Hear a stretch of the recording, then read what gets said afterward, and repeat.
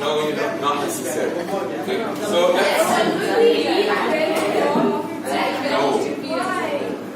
I have. Well, the maximum for groups is 4 groups. So let's start talking. Your projects. For video editing, we just looked at a few things on Premiere and how to edit videos together. I noticed yesterday that the first submission, only one group had submitted the first task, which was the group member names and the idea of the project. So that is still due today. Do not forget to upload that today. I don't know which group it was that submitted, but I only know that it was one group. Now, your second... Is it you or no, I would prefer either on the right or left of you. Now, your second task has to do with the actual work. We're going to start working. I see some groups have already begun. That is okay. You notice that in the project requirements, I've included a requirement that has to do with shot sizes, camera movement, and do we really know what that is? No. Yeah. What is your idea? What do you know? Yes.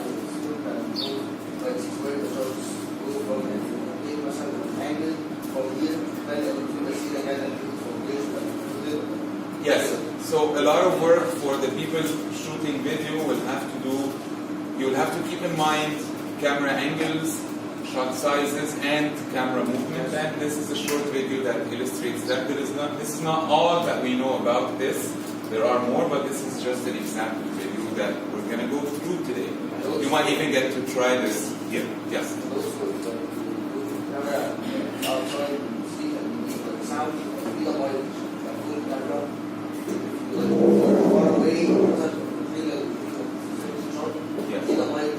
That is all stuff to keep in mind, but the focus today will be on visual. What is happening in your shot. First things first, before we jump into this video, there is one thing we need to understand, one thing we need to define, and that is what we call a shot. What is a shot?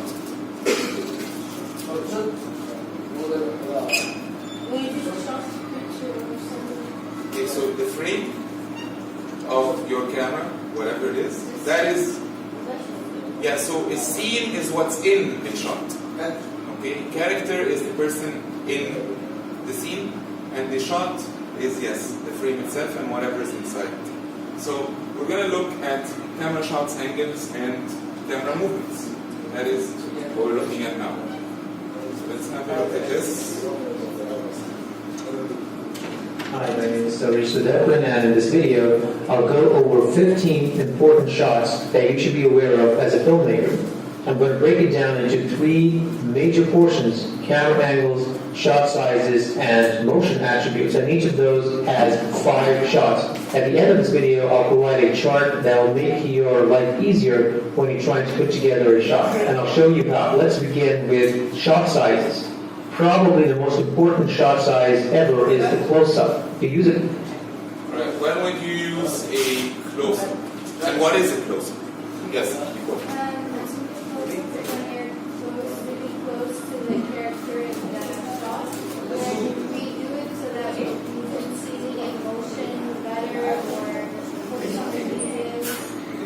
Yes, exactly. Yusuf, what is a close-up? Explain it. When do you use it? Nicole just said it. Were you listening? Okay.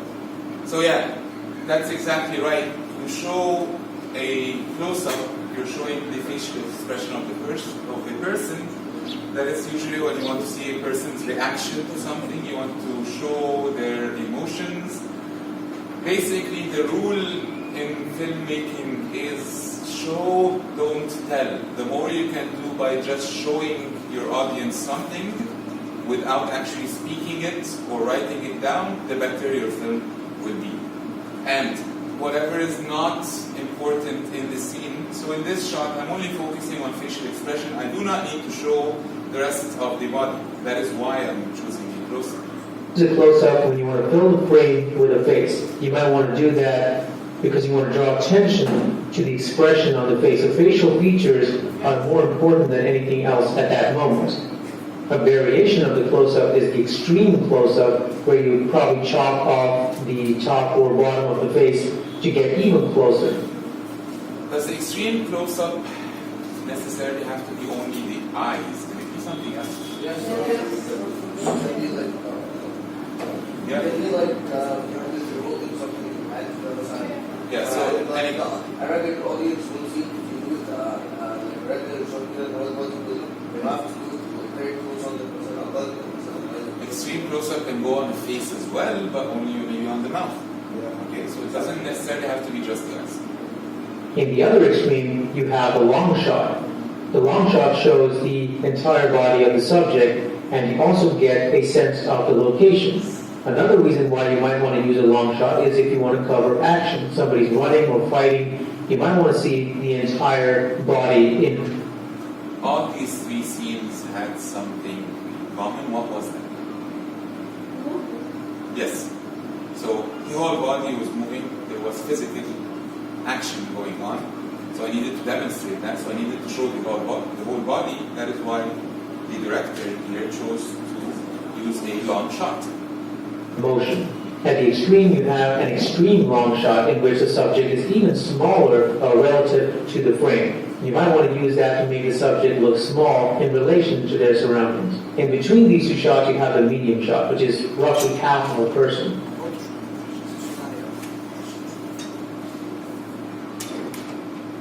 You use this shot when the person is either holding something or using something, or if body language is still important, but the person doesn't have to be mobile. Another way to distinguish between shots. What's the question? Half. Medium shot is basically not showing the legs. Medium. Half. Okay? It can be switched. It can be upper body or lower body, depending on how we're going to do this. Okay? But it's medium, so it's half.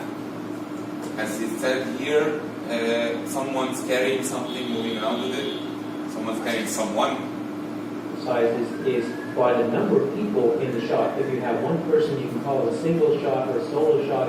If you have two, you call it a two-shot. Three would be a three-shot, and so on. The last is a point of view shot, where the camera points to whatever the character is looking at. So you want the audience to feel as if they were that person. Explain.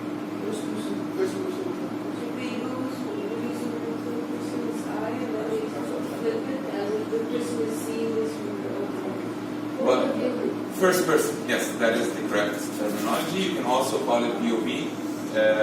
You have a lot of experience with first person. You don't necessarily need to start this shot by zooming into the eye to demonstrate that it is POV. You can transition into this shot by just fading to black and fading out of black to POV. So I plugged these 5 shots under shot size, but you can combine them. You can combine a 2-shot with a close-up or a medium shot and so on. The next important category is the camera angle. The most basic and simple camera angle is eye level, where the camera points straight ahead, and you typically use this to remain objective. You're not trying to manipulate the situation. When you want to manipulate the situation using camera angles, you can either go to a low angle, where the camera points up from a lower angle, and you use that to make the subject appear bigger or more dominating. On the other hand, you use a higher angle, where the camera points down from a high angle, and it makes the subject look diminutive and weak. Now in filmmaking, it is all about portraying or conveying feelings to your audience. You can shoot the exact same thing, but using a different shot size or angle, it can mean different things. I can show you a scene now, but from different angles, and you will interpret these shots differently, all because I changed the size of the shot, or even I changed the angle of the shot. Everything means a different thing. There are no hard rules on what everything means. You have to experiment with it. These are just general guidelines. It's fascinating. Now, you can easily dissolve between the same shot, and it looks something like this. How can me about that last shot. How would you do it?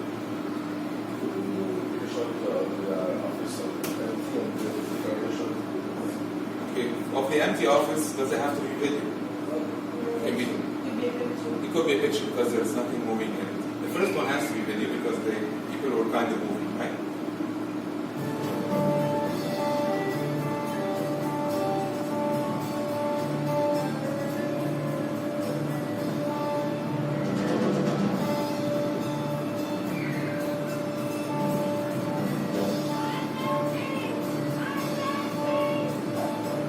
Smash cut!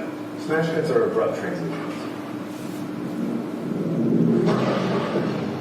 The obvious example is someone waking up from an intense dream or a nightmare.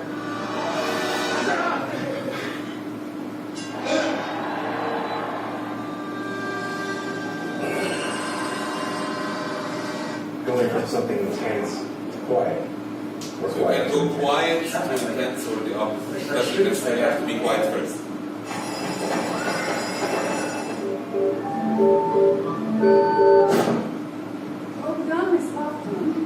Another transition is the iris. Now the iris used to be an in-camera effect back in the day when you could manually open and close your iris to transition from black. Nowadays it's used as a stylistic choice. And a lot of these transitions you And may if want you to watched any cartoons when you were younger, all Looney Tunes cartoons used to end this way.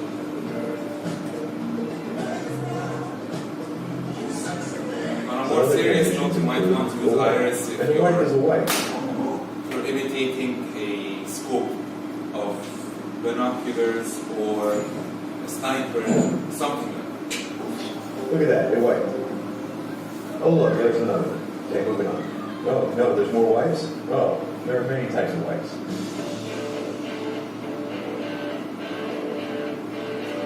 Then there's the invisible cut. Invisible cuts are used to give the impression of a single take. However, cuts are hidden in blackness.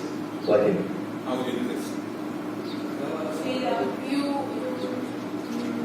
take the video and then get it on the black part and then cut it, and then when you start the next video, get it on Start the from same. yes, from the same darkness. Huh? Yeah. Or if it's not very black on the end of the first clip and the beginning of the second clip, you can add an effect for that part to make the brightness lower so that it's the same darkness. Or just fade in and out with the transition on the Premiere. Hitchcock's Road. Or Evil Dead 2.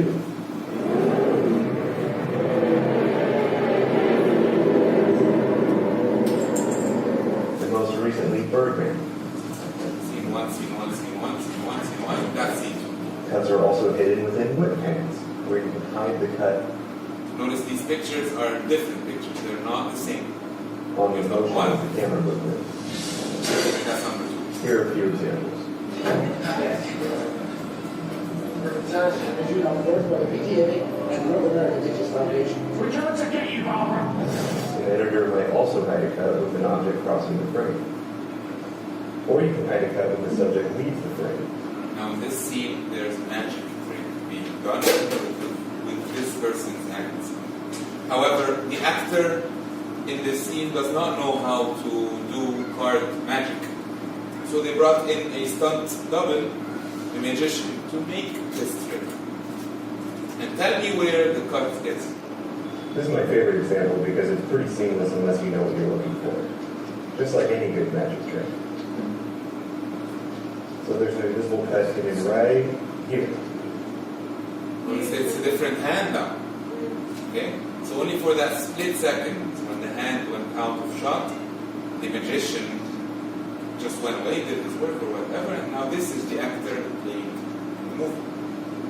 This shot was cleverly designed to make it appear as if Paul Newman was actually doing his card tricks. But really, he can't. Now let's move on to something else. No cut is an audio-based transition. This is when the audio from the current shot carries over to the next shot. To link your clips together or your scenes together, you might want to use audio from the first scene in the second scene, just for the beginning. That's what an L cut is. Now keep in mind, this doesn't have to just be for scene transitions. This is used all the time, even when characters are just talking to each other. Abuse much longer. You don't serve fried chicken and watermelon on a daily basis in my mess hall. That's bad. The J cut is when the audio from the next scene starts before you get to it. J cut is the opposite of an So L. you hear what's going on before you see what's going on. Sounds of a beach. So, These are very subtle editing techniques that people might not even notice, and that's the point. The J cut and the L cut are designed to specifically create a seamless flow, a seamless transition from one scene to another, with audio guiding the way.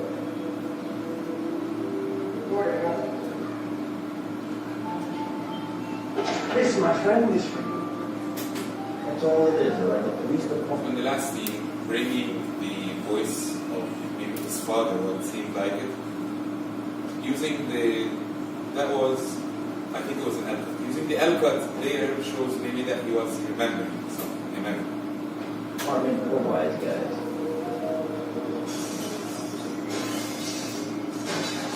The J cut is also great for revealing a new element within a scene. Plus, you can't take them underwater. And if you do,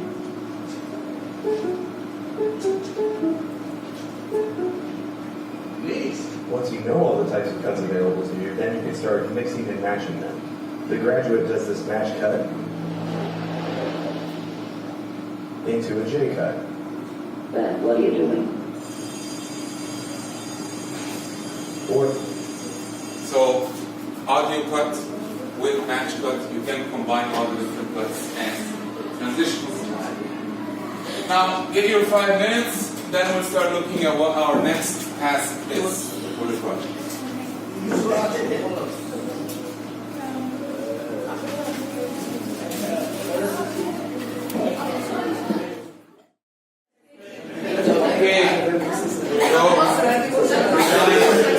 Listen up. Grade 9. Now, what? All groups, listen up, please. All groups. What we have learned in Photoshop will not go to waste because it will be attached to part. Yusuf. Once again. Yusuf. Sit down. What we have learned in Photoshop will not go to waste because it will be part of your work here. I want you to create part of your submissions also as a final project will be a poster. And that will be done using Photoshop. So both will go in the same idea. Rather than give you a Photoshop assignment or project on a different idea, it will be part of this same project. Okay? So you will, at some point in time, you will be asked to create a poster for your project. For the ones working on gameplay videos or something like that, you will be asked to create a thumbnail for your video. Okay? So your second submission, you are required for next week, no later, to get a script for your video and the first 2 minutes of your video. Because next week, for those that haven't started doing anything yet, next week is the week where we start actually using Premiere and start looking at how we're going to edit our videos. No, just the raw footage, which we are then going to edit. No, you don't need to send it. Bring out your work. That's a good question. I'm going to answer this question. All raw footage that you're using, all pictures or videos or recordings are on your flash drives at all times. I recommend you keep copies with every member of the group so that if one person is absent, you have something to do. For the people that don't have video with them yet now, submit task 1 before anything else, and for part 2, work on your poster. Right? Yes.